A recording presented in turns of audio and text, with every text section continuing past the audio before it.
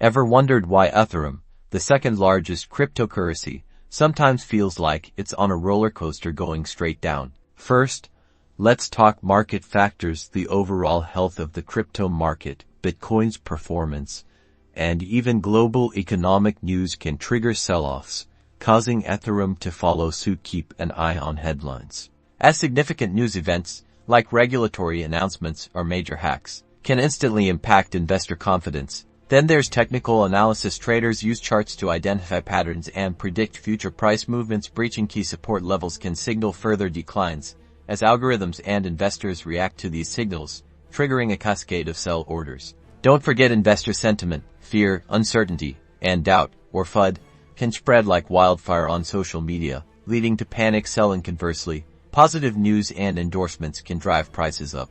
Remember, the cryptocurrency market is inherently volatile. Ethereum's price drops are often temporary corrections within a larger upward trend. Diversifying your portfolio and understanding the risks are crucial. So, next time you see Ethereum dropping, consider these factors. Analyzing the market, staying informed, and understanding investor sentiment can help you navigate the crypto landscape with more confidence. Subscribe for more crypto insights.